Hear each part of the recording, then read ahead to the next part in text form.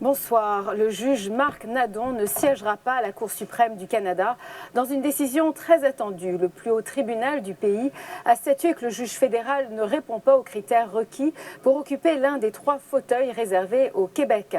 Alors Marc, c'est un revers cuisant pour le gouvernement Harper. Azeb, jamais en 139 ans d'histoire, la Cour suprême n'avait encore eu à se pencher sur la validité d'une nomination au plus haut tribunal.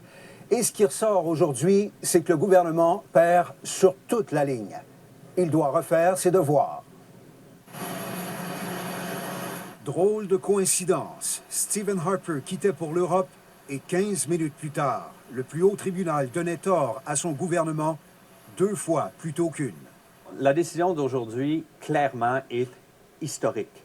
Ça envoie un signal fort que le gouvernement fédéral ne peut pas agir de façon unilatérale, doit respecter les règles du jeu. Pour accéder à la Cour suprême, les règles du jeu, dans le cas du Québec, c'est d'être juge à la Cour d'appel ou à la Cour supérieure ou d'être membre du barreau de la province.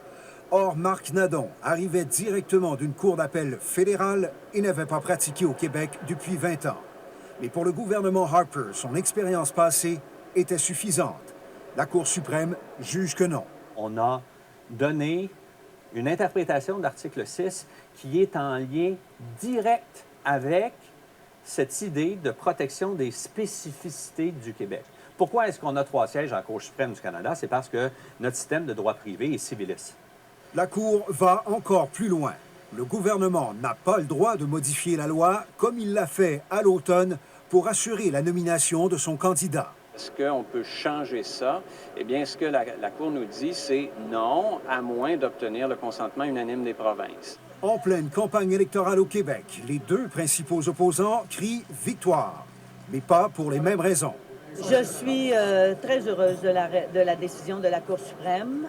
Cela prouve exactement ce que nous défendions et cela fait la démonstration que quand le Québec se tient debout, nous pouvons avoir gain de cause. Les tribunaux, il y a des mécanismes canadiens qui permettent de régler ça et ça vient d'être fait. C'est une bonne nouvelle. Le bureau du premier ministre s'est contenté d'une déclaration écrite. Il s'est dit surpris par la décision et souligne que le gouvernement examinera le jugement et les options qui s'offrent à lui. La façon de faire des conservateurs nous a conduits à là où on est présentement. L'opposition souhaite que le gouvernement en tire une leçon.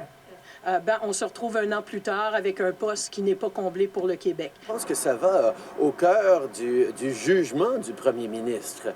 Il y a des grandes responsabilités que le premier ministre doit savoir bien exercer.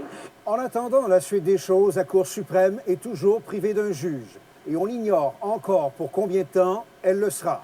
Après ce revers, le gouvernement rentrera-t-il dans le rang ou essaiera-t-il de forcer le jeu encore une fois?